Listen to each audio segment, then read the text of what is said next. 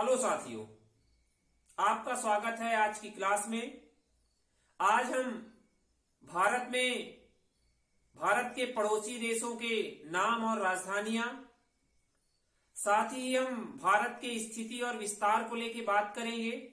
भारत की जनसंख्या, क्षेत्रफल, बड़े छोटे राज्यों में और उत्तर से दक्षिण और पूर्व से पश्चिम की लंबाई को लेकर के हम बात करेंगे।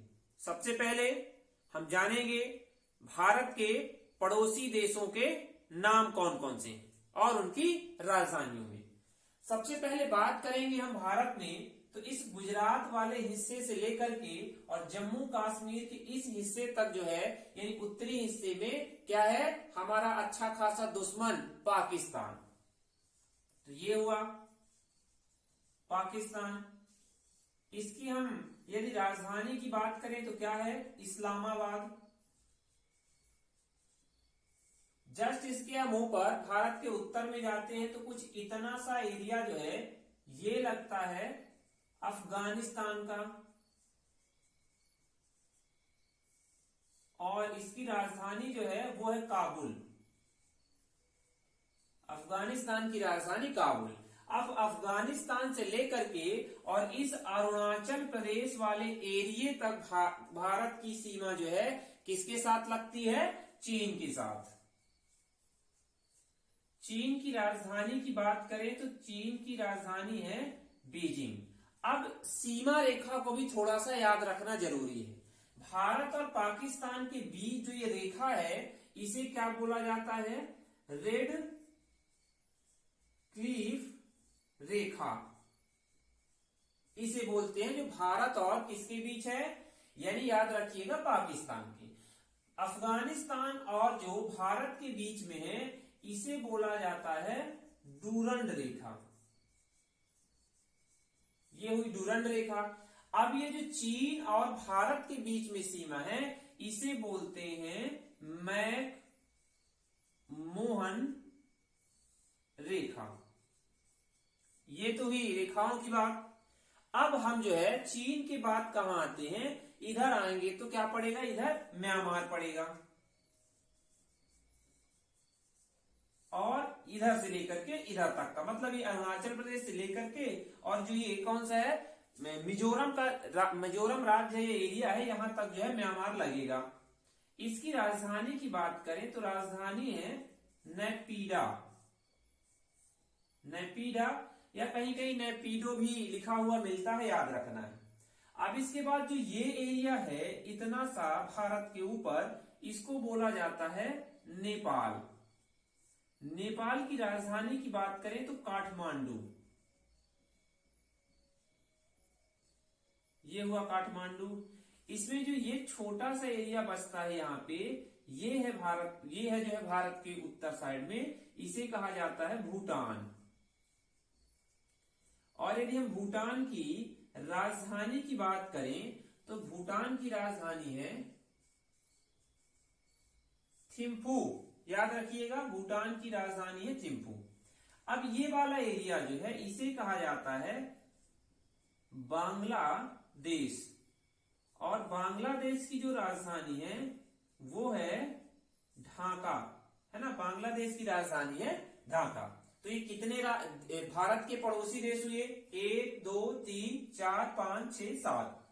भारत के जो है स्थल से 7 पड़ोसी देश लगते हैं। जल से कितने लगते हैं, 3। एक तो ये वाला हिस्सा, शायद इसमें आप लोगों को कैमरे में दिख रहा होगा, जो कि श्रीलंका है, और श्रीलंका की राजधानी क्या है, श्री जयवर्धनेपुरा। इधर हम बात करेंगे तो इधर आती है बंगाल की खाड़ी। बंगाल की खाड़ी, और बंगाल के खाड़ी के नीचे वाला हिस्सा यहां नहीं दिख रहा होगा, बंगाल की खाड़ी के जो नीचे आता है इधर वाला हिस्सा, इधर ये कहलाता है इंडोनेशिया। इंडोनेशिया की राजधानी है जकार्ता। फिर इधर जैसे बात करें तो इधर वाला हिस्सा भारत का जो पश्चिमी है वो कहलाता है अरब सागर का। अब इस अरब सागर का जो निचला हिस्सा है इधर साइड का, इधर आता है मालदीव, जिसकी राजधानी है माले। तो ये कुल मिलाकर के 7 स्थल से लगते हैं भारत के पड़ोसी, और 3 काय से लगते हैं, जलीय सीमा से। तो कुल मिलाकर के भारत के पड़ोसी देशों की संख्या 10 है। अब हम बात करते हैं कि भारत की स्थिति दक्षिण में और उत्तर पूर्व पश्चिम में विश्व ग्लोब पर कहां पे है वो भी जान लेते हैं। अब ये बात करें कि भारत का जो सबसे दक्षिणी बिंदु है वो तो तमिलनाडु के हिस्से में होगा। जैसे मैं यहां पे बना देता हूं, वहां पे दिख नहीं रहा होगा। जैसे ये भारत का दक्षिणी हिस्सा हुआ, यहां पे जो एरिया है भारत का वो स्थल से लगेगा।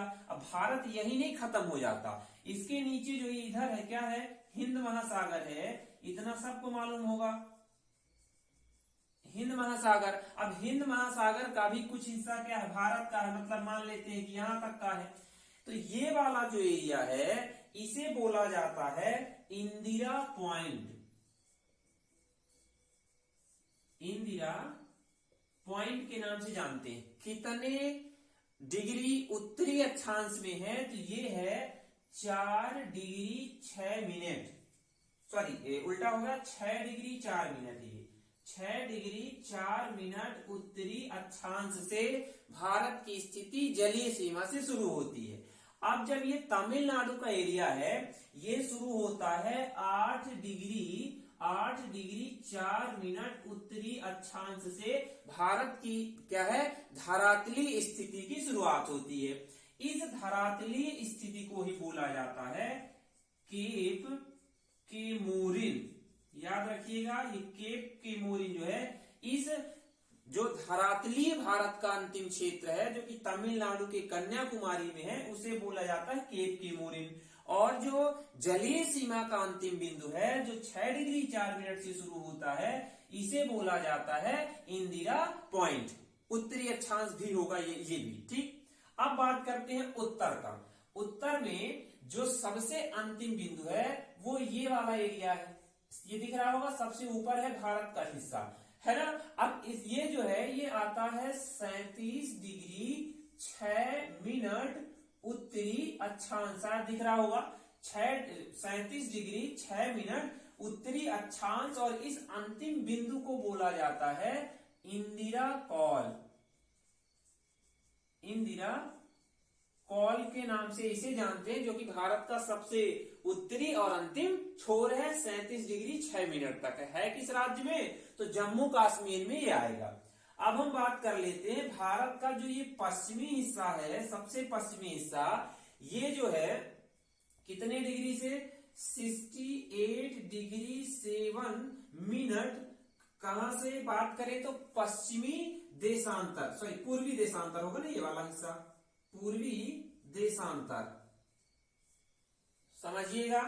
वैसे तो भारत का ये पश्चिमी राज्य है लेकिन विश्व स्तर पर हम जब देखते हैं भारत को तो भारत की स्थिति कहां पे है, पश्चिम दिशा की ओर है। इसलिए हमने यहां पे लिखा, सॉरी पूर्व दिशा की ओर है, इसलिए हमने लिखा कि 68 डिग्री 7 मिनट पूर्वी देशांतर से भारत की स्थिति शुरू होती है और जाती कहां तक है, ये वाले हिस्से पे जो ये अंतिम छोर है यहां जाती है 97 डिग्री 25 मिनट पूर्वी देशांतर।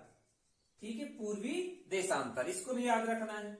अब ये जो अंतिम छोर है भारत का पश्चिमी हिस्सा, इसे क्या बोलते हैं तो याद रखना है सर क्रीक इसे बोला जाता है, या सर क्रीक रेखा कहे, वैसे रेखा नहीं कहे, सर क्रीक एक स्थान है भारत के किनारे पे जो सबसे पश्चिमी क्षेत्र है उसे बोला जाता है। किस राज्य में, तो गुजरात में है, इसको भी याद रखना है। अब भारत में जो पूर्वी और सबसे अंतिम बिंदु है ये आता कहां है, अरुणाचल प्रदेश में, और इसे बोला जाता है किविथू, है ना, इसको याद रखना है किविथू सबसे भारत के पश्चिमी बिंदु को बोला जाता है। अब ये तो बात रही चारों दिशाओं की, जिसमें से हमने अक्षांश और देशांतर जान लिया कि कितने अक्षांश से कितने उत्तर में और इधर साइड दोनों साइड में कितना कितना आता है। अब इसके बाद हम बात करें कि भारत की उत्तर से दक्षिण की लंबाई कितनी है और पूर्व से लेकर के पश्चिम तक।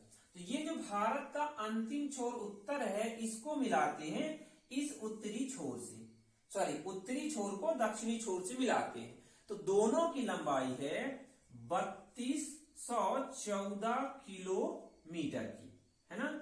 याद रखना है दोनों की लंबाई जो है वो है 3214 किलोमीटर, दक्षिण से लेकर के उत्तर तक की लंबाई को।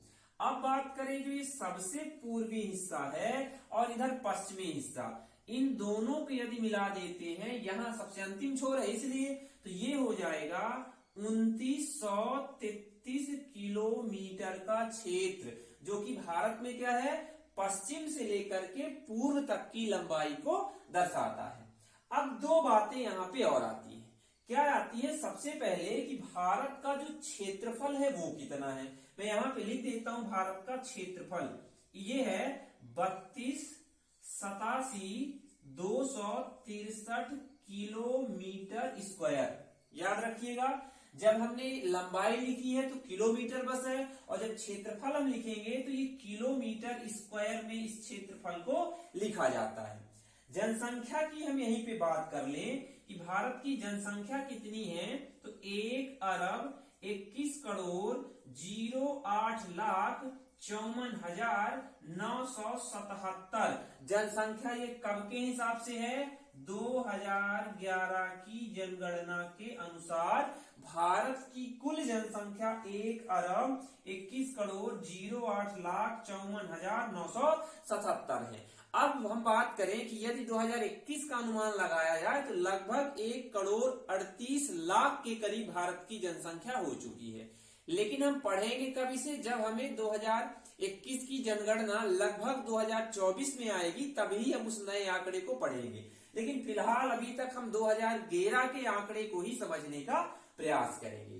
तो ये भारत के बारे में लगभग छोटी सी जानकारी थी, जो स्थिति विस्तार को लेके, पड़ोसी देशों और क्षेत्रफल, साथ में बात करें तो पूर्व पश्चिम और उत्तर से दक्षिण की लंबाई को। मुझे ऐसी आशा है कि आप सबको ये जो है आज का जो कंटेंट है बहुत पसंद आएगा। आप सभी इसी तरह के जो है वीडियो अपने तक पाने के लिए मेरे चैनल को सब्सक्राइब करें, साथ में बेल आइकन को भी प्रेस करें, जिससे आगे आने वाली सभी वीडियो का नोटिफिकेशन आप तक आसानी से पहुंच सके। बहुत बहुत धन्यवाद।